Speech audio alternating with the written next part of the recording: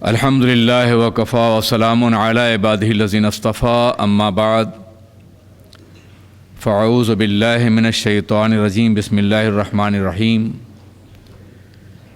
یا ایتھا النفس المطمئنۃ ارجعی الی ربک راضیۃ مرضیہ فادخلی فی عبادی وادخلی جنتی صدق اللہ العلی العظیم۔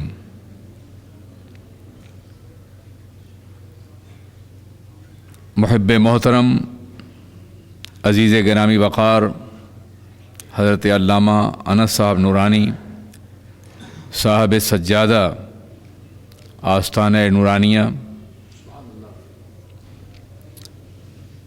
عزیز گرامی وقار حضرت علامہ شفیق الرحمن صاحب قبلہ،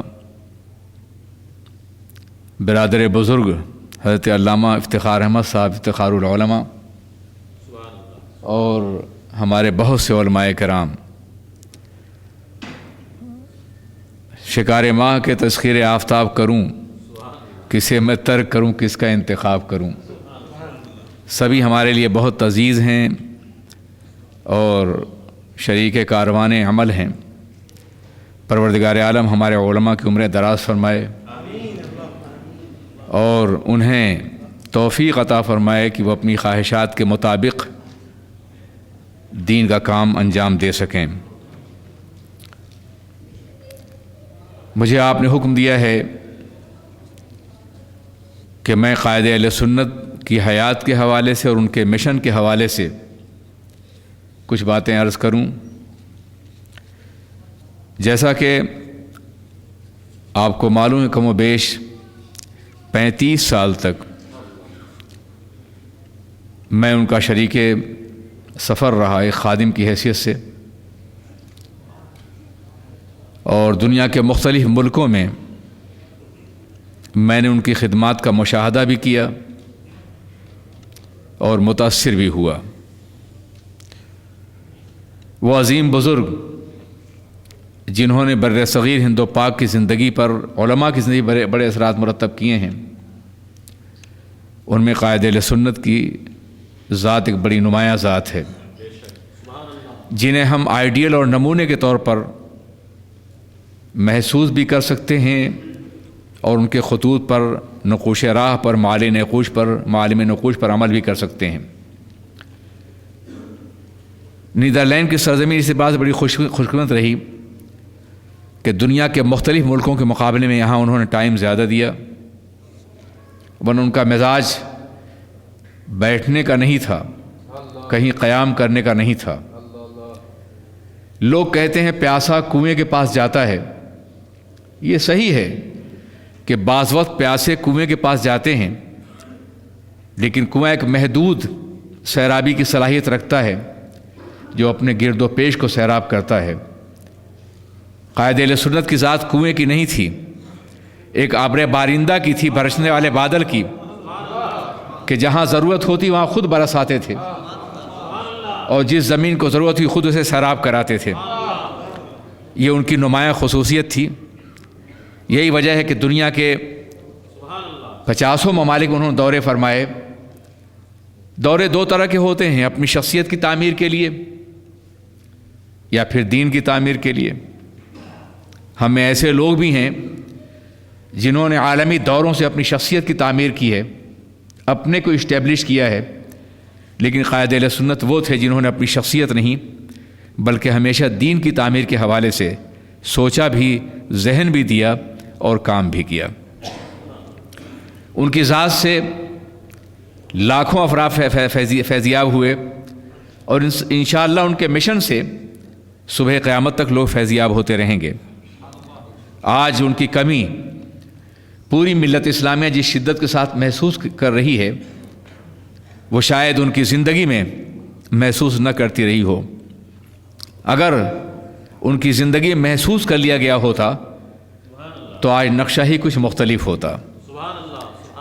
آج آپ اندازہ فرمائیں، اسلام اور مسلمان دونوں بے شمار چیلنجز کا مقابلہ کر رہے ہیں، فیس کر رہے ہیں، لیکن عالم یہ ہے کہ ہر روز نئے مسائل پیدا ہو رہے ہیں، ہمارے پاس کوئی ایسا قائد نہیں ہے جو ہمیں عصر جدید کے تقاضوں کے مطابق ذہن دے سکے، فکر دے سکے، حل تجویز کر سکے اور عملی طور پر باضابطہ طور پہ اس کی مثال پیش کر سکے۔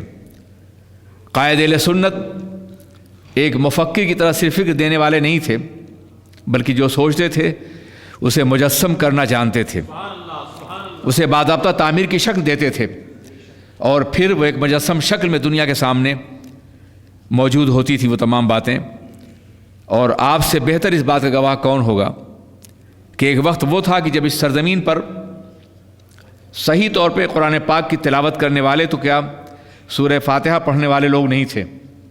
میں 75 سے آ رہا ہوں یہاں، اور ایک وقت یہ ہے کہ کئی درجن حفاظ اور قراء یہاں کی مساجد میں صحیح طور پہ قرآن عظیم سنا رہے ہیں۔ ابھی ایک محفل منعقد ہوئی تھی، میں نے خود سنا ہے، میں نے تلاوت کرتے ہوئے سنا، آواز ہی بہت اچھی تھی، لیکن صرف آواز کا حسن یہ فن تجوید کے تقاضوں پورا نہیں کرتا۔ خاص بات یہ تھی کہ ہر بچے کے اندر، ہر نوجوان کے اندر، ہر قاری کے اندر قاری خیر محمد بول رہے تھے، انہی کا لہجہ، انہی کا انداز، انہی کی رعایتیں، انہی کا اسلوب، انہی کی فکر۔ اگر قائد اہل سنت کی شخصیت نے اور کوئی بڑا کام نہ کیا ہوتا، صرف کئی درجن حفاظ اور قراء پیدا کر دیے ہوتے، تو بھی انہیں تاریخی حیثیت دی جاتی۔ مگر یاد رکھیے، کچھ لوگ وہ ہیں جنہیں تاریخ بناتی ہے، اور کچھ وہ ہیں جو تاریخ کو خود بناتے ہیں۔ قائد اہل سنت ہسٹری میکر تھے، تاریخ بنانے والے تھے۔ آج وہ ہم میں نہیں ہیں، لیکن ان کے کارناموں کے اثرات انشاءاللہ پوری حیات تک، پوری دنیا تک موجود رہیں گے، اور قیامت تک اس سے لوگ استفادہ کرتے رہیں گے۔ عزیزان ملت اسلامیہ، حضور قائد اہل سنت نہ صرف یہ کہ ایک معمار قوم و ملت تھے، ایک بہت عظیم محرک تھے، ایک عظیم تاریخ ساز شخصیت تھے، بلکہ ایک داعی کے اندر جتنی خصوصیات ہونی چاہیے وہ ساری موجود تھیں۔ دعوت کے جو تقاضے ہیں وہ سب کے سب موجود تھے۔ ادعو الی سبیل ربک بالحکمت والموعظۃ الحسنۃ وجادلھم باللتی احسن، حکمت بھی، موعظہ حسنہ بھی، اور جدال احسن بھی۔ یہ محض قرآن کا کمال ہے، اور دعوت اسلامی کا حقیقی تصور ہے کہ جدال کے ساتھ حسن کو جمع کر دیا ہے، ورنہ یہ ممکن نہیں ہے کہ جہاں جدال پایا جائے وہاں حسن پایا جائے، اور جہاں حسن پایا جائے وہاں جدال پایا جائے۔ مگر یہ قرآن وجادلھم باللتی احسن، اگر کسی سے اختلاف کی نوبت بھی آئے، جدال کی نوبت بھی آئے، تو بطریق احسن کرو۔ تمہارا حسن کردار، تمہارا حسن عمل، تمہارا حسن دعوت، تمہاری حسن فکر، تمہارا حسن شعور، تمہارا حسن ادراک، یہ کبھی بھی جدال کی منزل میں متاثر نہ ہونے پائے۔ جسے مخاطب کرو انتہائی خوبصورتی سے مخاطب کرو، انتہائی حسن کے ساتھ مخاطب کرو، اور یہ ان کے اندر سب سے بڑی خوبی تھی۔ ہم نے دیکھا ہے انہیں دنیا کے مختلف کانفرنسز میں بڑے سے بڑے چیلنجز سامنے آئے، مسکرا کے جواب دیتے تھے، ان کے لبوں سے حالات کی کوئی تلخی بھی تبسم نہیں چھین سکی تھی کسی بھی مرحلے میں، کسی مقام پر۔ اس لیے کہ حدیث پاک یہ ہے کہ تم اگر کسی کو صدقہ نہیں دے سکتے ہو تو تبسم کی خیرات تو دے ہی سکتے ہو۔ بڑی بڑی کانفرنسوں میں نے دیکھا، بڑے بڑے مسائل پیش آئے، ضمیر پہ بوجھ بھی ہوتا تھا، مگر مسکرا کر کے جواب دینے کی کوشش کرتے تھے وہ۔ اور دل نوازی کا یہ عالم تھا کہ ہم جیسے چھوٹوں کے ساتھ بھی شفقت کے ساتھ وہ پیش آتے تھے، اور غالباً یہی وجہ ہے کہ جو ایک بار ان سے جڑ جاتا تھا، کوئی سیاسی اختلاف ہو تو الگ سی بات ہے، ورنہ اخلاقی طور پہ ہمیشہ جڑا رہتا تھا۔ اور سیاسی اختلاف کے باوجود ان کی قد و قامت، ان کی عظمت کردار کا قائل ہر آدمی رہا ہے۔ چنانچہ آپ نے دیکھا ہوگا کہ وہ ہمیشہ بہت شفیق قائد کی حیثیت سے، مہربان قائد کی حیثیت سے پیش آتے رہے، اور غالباً ایک شفیق قائد کی خصوصیات میں سے یہ بھی بات ہے کہ اس کی نظر انتخاب ایسے لوگوں پڑتی ہے جو کام کے ہوں۔ ان کی شفیق قائدانہ صلاحیت نے مولانا شفیق الرحمان کو یہاں کے لیے چن لیا ہے، جن کے کام کو آپ دیکھ رہے ہیں اور محسوس کر رہے ہیں۔ عزیزان ملت اسلامیہ، یاد رکھیے، انسان کا ذاتی کردار اور اس کی دل نوازی انسانوں کو جوڑے رکھنے میں بڑا اہم فریضہ انجام دیتی ہے۔ ہجوم کیوں ہے زیادہ شراب خانے میں؟ ہجوم کیوں ہے زیادہ شراب خانے میں؟ فقط یہ بات کہ پیر مغاں ہے مرد خلیق۔ اگر پیر مغاں مرد خلیق ہو تو ہجوم تو یقیناً ہوتا ہے۔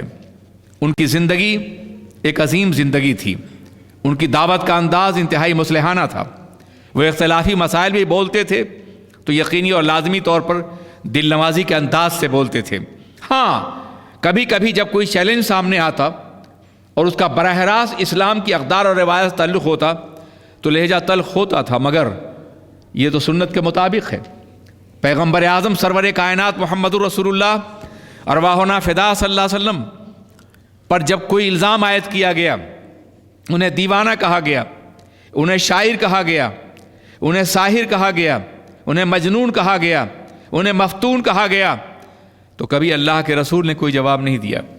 آپ احادیث کے ذخیرے دیکھیے، قرآن عظیم کا مطالعہ کیجیے، پیغمبر اعظم نے کبھی اپنے اوپر اٹھنے والے الزامات کے جوابات نہیں دیے۔ یہ اور بات ہے کہ ان کے پروردگار نے جواب دیا۔ الزام نبی پہ لگایا جا رہا ہے، جواب خدا دے رہا ہے۔ وما انت بنعمت ربک بمجنون، قرآن کہہ رہا ہے۔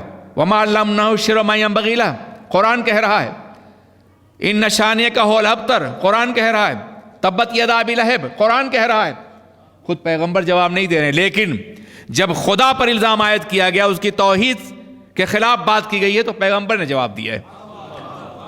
ہر مقام پہ آپ دیکھتے آئے ہیں قائد اہل سنت پہ الزامات بھی لگائے گئے، لیکن کبھی انہوں نے اپنے منہ سے جواب نہیں دیا، انہوں نے صبر کیا۔ ہاں، جب غیرت رسول کا معاملہ آیا، غیرت دین کا معاملہ آیا، جب اسلامی اقدار کا معاملہ آیا، اسلامی روایات کا معاملہ آیا، اسلامی کلچر کا معاملہ آیا، تو وہ سخت ہو جاتے تھے۔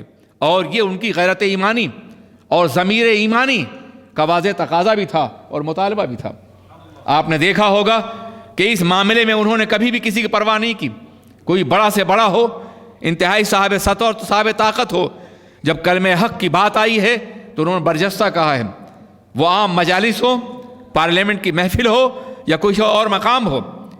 ملت اسلامیہ پہ جو ان کے احسانات ہیں وہ مدارس کی شکل میں، مساجد کی شکل میں اور دوسری شکلوں میں موجود ہیں، مگر اس کے ساتھ ساتھ کچھ احسانات ایسے بھی ہیں جو عام نگاہوں کے سامنے نہیں ہیں۔ آپ کو معلوم ہے کہ پاکستان کا حصول اسلام کی ایک تجربہ گاہ کے طور پہ کیا گیا تھا، اسلام کے نام پر کیا گیا تھا، اسلام کے لیے کیا گیا تھا۔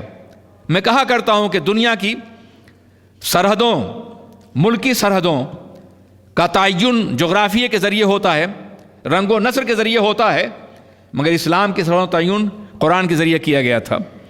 آپ اندازہ فرمائیں پاکستان کا، لیکن اس کے باوجود ایسے ارباب اقتدار بٹھائے گئے جو اسلامی اقدار اور روایات سے منحرف تھے۔ قائد اہل سنت کے زمانے تک پاکستان صرف جمہوریہ پاکستان تھا۔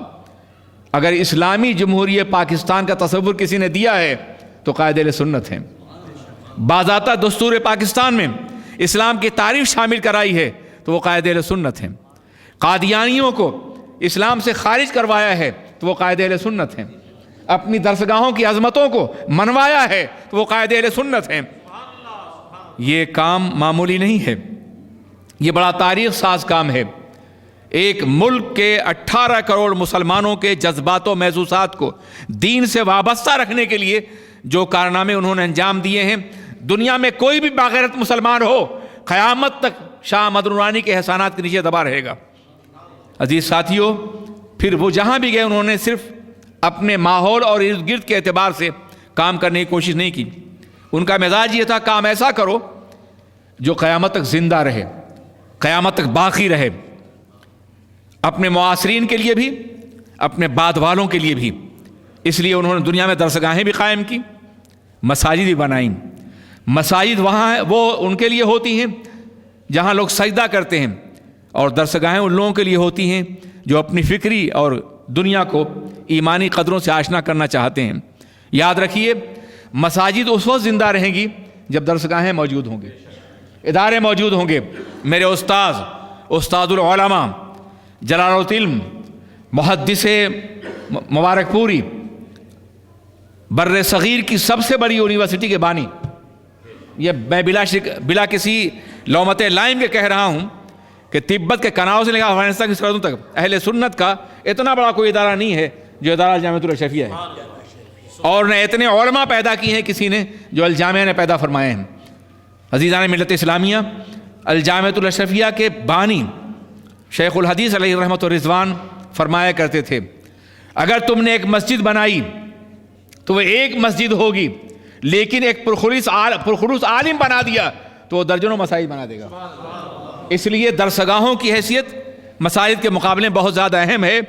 اس کی بنیاد پہ مسجدیں زندہ رہتی ہیں، مسجدیں سجدوں سے بھری رہتی ہیں، ورنہ ہوتا کیا ہے، مسجد تو بنا لی پل بھر میں، ایمان کی حرارت والوں نے دل اپنا پرانا پاپی تھا، برسوں میں نمازی بن نہ سکا۔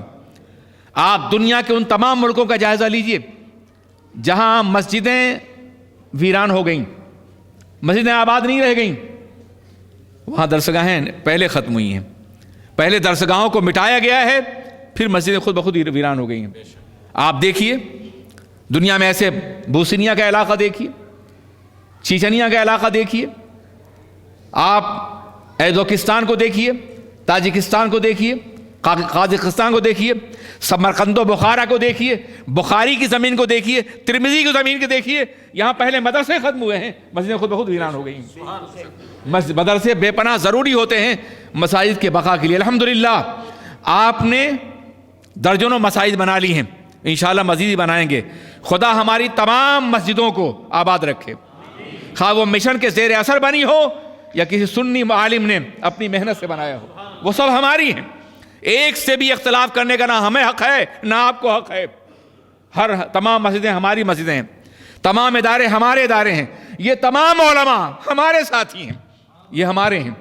جس کے دل میں عشق رسول ہے، کبھی کبھی میں کہا کرتا ہوں کہ اگر عشق رسول ایک عاشق رسول عالم کے لیے میرا چمڑا اس کے جوتے کا تسمہ بن سکے تو میں اس کے لیے حاضر ہوں۔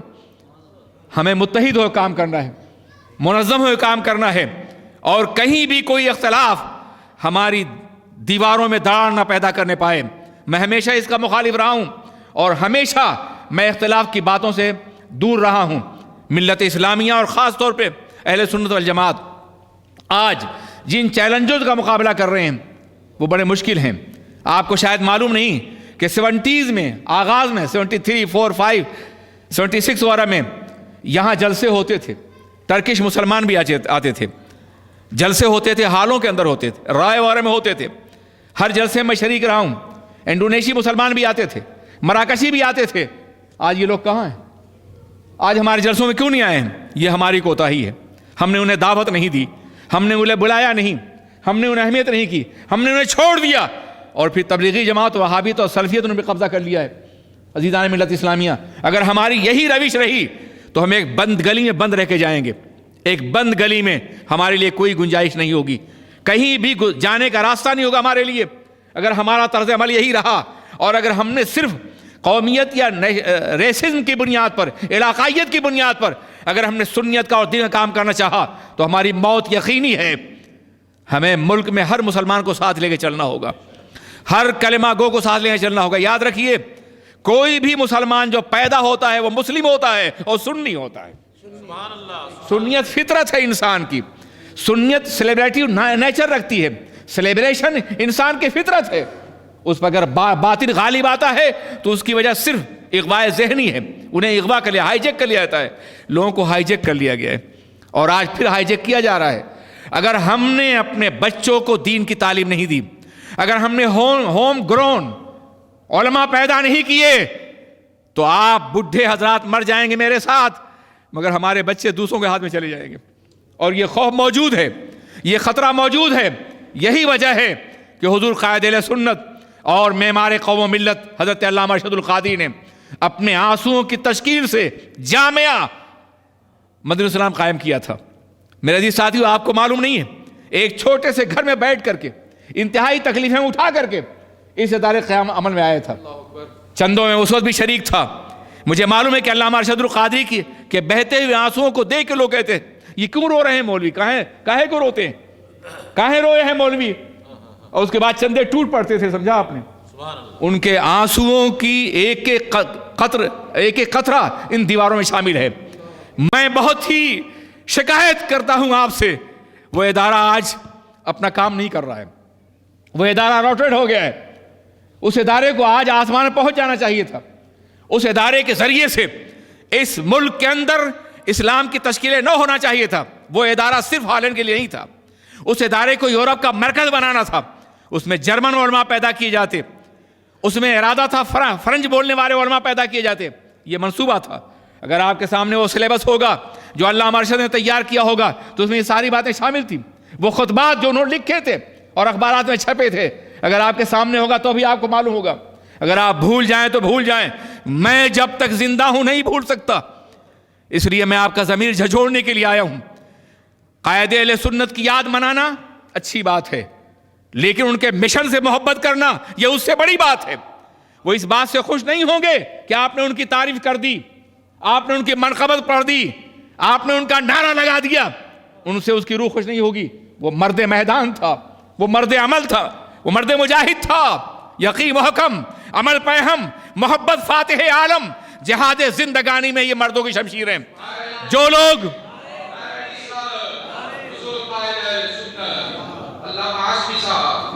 ان کے دامن سے وابستہ ہونے کا دعویٰ کرتے ہیں, میں ان کے ضمیر کو مخاطب کرتا ہوں, میں ان کی روح کو مخاطب کرتا ہوں. اور جو آخرت سنوارنے کے لیے ان کے مرید ہوئے ہیں, میں ان سے بھی پوچھنا چاہتا ہوں تم نے ان کے ادارے کے ساتھ کیا سلوک کیا ہے؟ کیا ان کی روح خوش ہوگی اس فاتح کی محفل سے؟ الحمدللہ جس شخص نے 65 سال تک 5 پارہ تراویح میں اور 5 پارہ تہجد میں پڑھا ہو اور کوئی دن نہ گزرتا ہو جب وہ تلاوت نہ فرماتا ہو, اسے تلاوت کی ضرورت تو ضرور ہے, مگر اس نے اپنی عاقبت تیار کر لی ہے. اپنا انجام اس نے خود اپنے ہاتھوں سے تشکیل دیا ہے. رسول پاک کی شفاعت کا مستحق ہے وہ شخص. اس لیے مجھے یاد ہے اچھی طرح سے, یہ حاجی قاسم اور ہم اس بات کے گواہ ہوں گے, ان لوگوں نے ایک مرتبہ حضرت مبلغ عالم اسلام علامہ عبدالرشید صدیقی میٹھی رحمۃ اللہ تعالیٰ کا پروگرام رکھا عرس کا. حضرت تشریف لائے. تشریف لانے کے بعد اس میں شریک ہوئے اور بعد میں خود اعلان کیا یہ آخری عرس ہے, یہ آخری عرس ہے. اس عرس کے بعد نہیں ہوگا عرس میرے باپ کا, اس لیے کہ میرا باپ جناب عائشہ صدیقہ قدموں میں آرام کر رہا ہے. نجات کے لیے جنت البقیع میں دفن ہونا کافی ہے. وہ جانتے تھے کہ اگر ہم نے اس کی اجازت دے دی کہ عرس منایا جائے تو ہو سکتا ہے کل یہ عرس کاروبار بن جائے. میں بڑی تلخی سے یہ بات کہہ رہا ہوں, آپ ناراض ہوں یا خوش ہوں, مجھے آپ سے کبھی کچھ لینا دینا نہیں رہا ہے. میں نے کبھی اپنا نام بھی نہیں چاہا ہے, میں نے اپنے مریدوں کو حلقہ بھی نہیں بنایا ہے. میرا کام صرف یہ تھا کہ قائد اہل سنت کے دامن میں لفظوں کا چند بول ڈال دوں. وہ میں آج بھی کرتا ہوں اور جب تک ان کا مشن ہے میں کرتا رہوں گا. میں آپ سے پوچھنا چاہتا ہوں کہ اگر آپ نے قائد اہل سنت کا عرس اس لیے منایا ہے کہ ان کے مشن کو لے کے آگے بڑھیں تو مبارک ہو آپ کو. ہر سال منائیے اور ہر سال احتساب کیجئے کہ ان کے مشن کے لیے آپ نے کیا کام کیا ہے. اور اگر آپ صرف نمود و نمائش کے لیے دنیا کے پیروں کی طرح عرس منا رہے ہیں تو بند کر دیجئے اسے. قائد اہل سنت کی ضرورت نہیں ہے اس کی. میری بات سننا ہی نہیں سننے آپ. اگر آپ آج ان کی روح کو گواہ بنا کر کے قسم کھائیں کہ ہم قائد اہل سنت کے مشن کو زندہ رکھیں گے تو ہر سال عرس منائیے. اور اگر آپ ان کے مشن کو مرتا ہوا دیکھ رہے ہیں اور عرس منا رہے ہیں تو میں اس عرس سے خوش نہیں ہوں اور نہ وہ خوش ہوں گے. اگر چاہیے تو قبر میں چل کے پوچھ لیجیے ان سے میرے ساتھ, وہ بھی اس سے خوش نہیں ہوں گے کہ آپ ان کے مشن کو مرتا ہوا دیکھیں اور ان کے نام کا عرس منائیں اور کھانا کھلائیں لوگوں کو. جامعہ مدینہ الاسلام بہت ہی شدید کرب سے دوچار ہے. اگر اس کی اینٹیں بول سکتی, اس کے پتھر گواہی دیتے تو آج اس کا ہر پتھر اور ہر اینٹ آپ سے سوال کرتی کہ آپ نے کیا کیا اس کے ساتھ. صرف آپ نے جامعہ کو نقصان نہیں پہنچایا ہے, قوم کے اس وقت کے زمانے میں 9 لاکھ گلڈر جو اس پہ خرچ ہوئے ہیں اس کا حساب کون دے گا بھائی؟ خدا کہ آپ کو حساب دینا یا نہیں دینا ہے؟ کون دے گا؟ کس کے اندر یہ ہمت ہے کہ خدا کی بارگاہ میں حساب دے سکے؟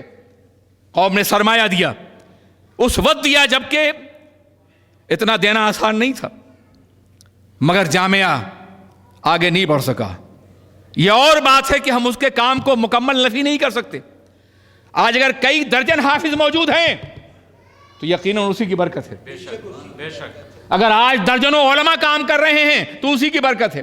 حضور قائد اہل سنت جانتے تھے کہ ایک وقت ایسا آئے گا جب یورپ میں اردو بولنے والے علماء کا راستہ بند کر دیا جائے گا۔ آج آپ بلا لیجیے کسی کو انڈیا پاکستان سے، بند ہو گیا راستہ، جہاں باقی وہاں بھی بند ہو رہا ہے، وہ جانتے تھے۔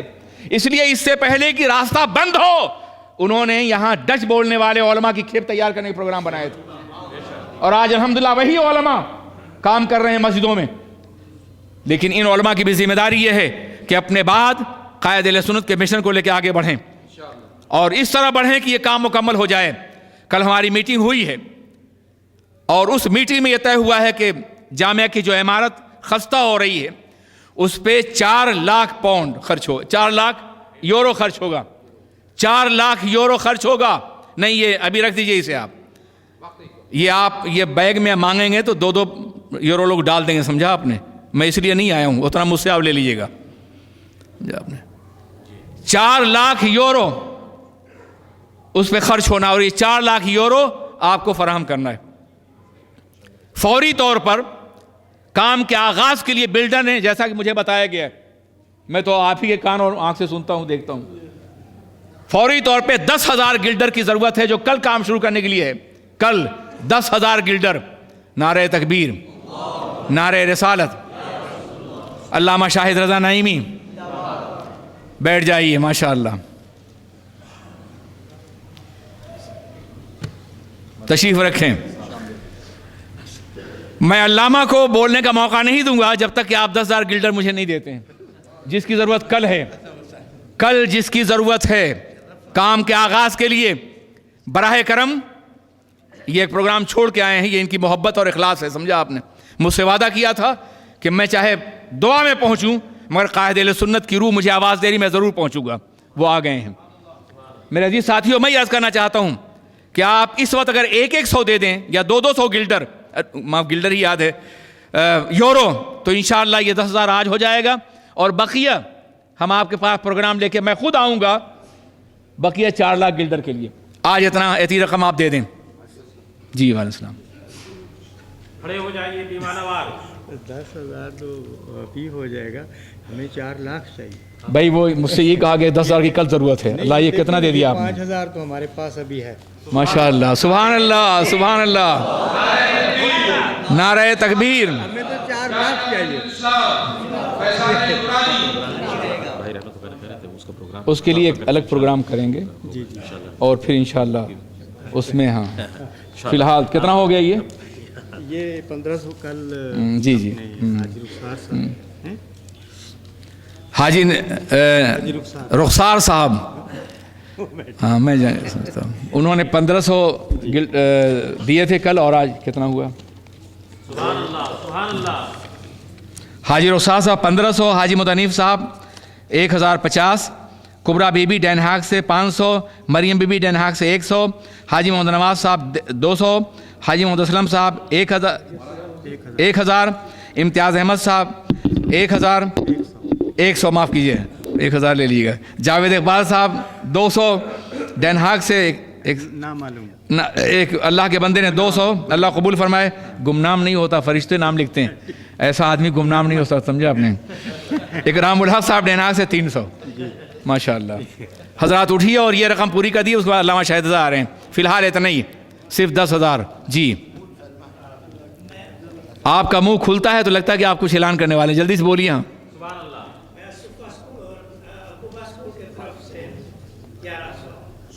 صفا اور قبا اسکول طرف سے 1100 دے رہے ہیں، اللہ قبول فرمائے، اپنی نعمتوں سے نوازے۔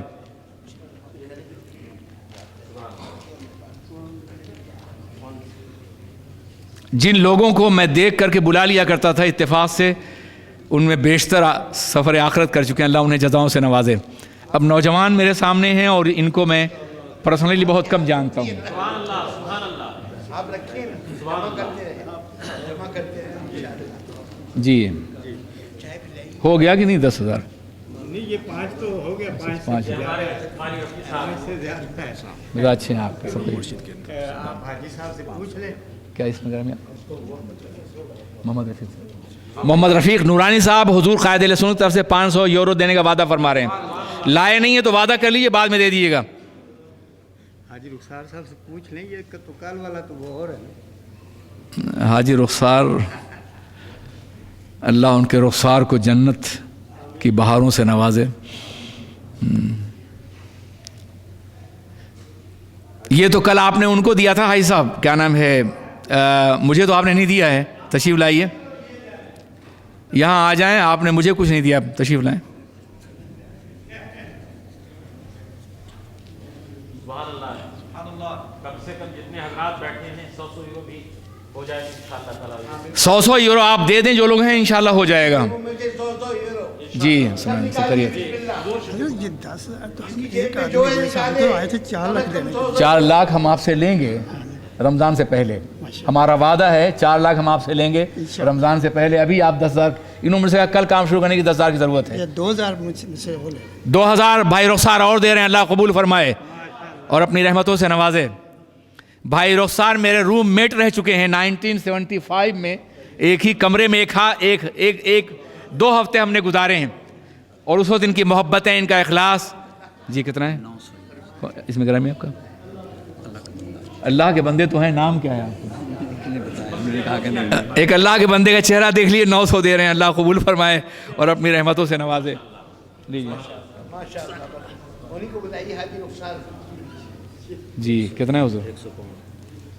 حضرت ہمارے بہت عظیم قاری جنہوں نے اپنے فن کی دھوم مچا رکھی ہے برطانیہ میں، جناب قاری ظفر اقبال صاحب، حاجی اسلم صاحب وہ 100 پاؤنڈ دے رہے ہیں، اللہ قبول فرمائے اور اپنی رحمتوں سے نوازے۔ لیجیے حاجی اسلم صاحب کو بتائیے۔ حاجی اسلم صاحب جی جی اور سب سے دیجیے بات۔ کتنا ہے یہ؟ ٹھیک ہے، یہ میں گنتا ہوں۔ جی گن کے بتائیے۔ ٹھیک رہیے حاجی صاحب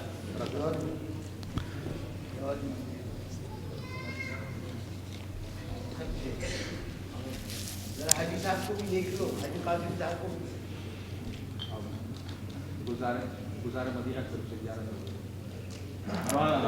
گلزار مدینہ، مسجد گلزار مدینہ زولو کی طرف سے 1100۔ مسجد گلزار مدینہ زولو طرف سے 1100 یورو۔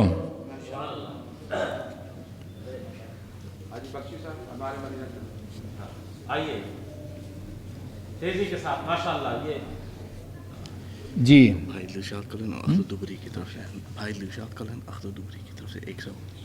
بھائی دلشاد کلن صاحب اور جی میں اختر دبری۔ اچھا اختر صاحب کی طرف سے 100۔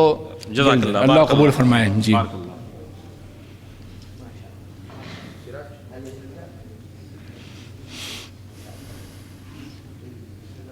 کیا آپ یہاں مستقل آ گئے ہیں کیا ہالینڈ میں؟ یار ہمارا شہر مت چھوڑیے گا، ہمارا ملک سمجھا آپ نے۔ چلیے ہو گیا۔ قائد اہل سنت زندہ باد، جامع مدینۃ الاسلام زندہ باد۔ سبحان اللہ سبحان اللہ، نعرہ تکبیر، نعرہ رسالت، یہ حاجی فیضان قائد اہل سنت ولی دین صاحب ہیں جی، مدرسہ انوار العلوم کی طرف سے 300 یورو۔ مدرسہ انوار العلوم طرف سے 300 یورو، اللہ قبول فرمائے اپنی رحمتوں سے نوازے۔ انشاءاللہ۔ ماشاءاللہ لکھ لیجیے حاجی صاحب کو نام جی۔ ورلڈ اسلامک مشن طرف سے حاجی ولی دین صاحب 1000 پیش کریں، اللہ قبول فرمائے۔ نعرہ تکبیر 1100۔ اور حاجی ولی دین طرف سے 1000 لاکھ آپ سے لینا ہے، اس کے لیے ہم پھر آئیں گے۔ السلام علیکم۔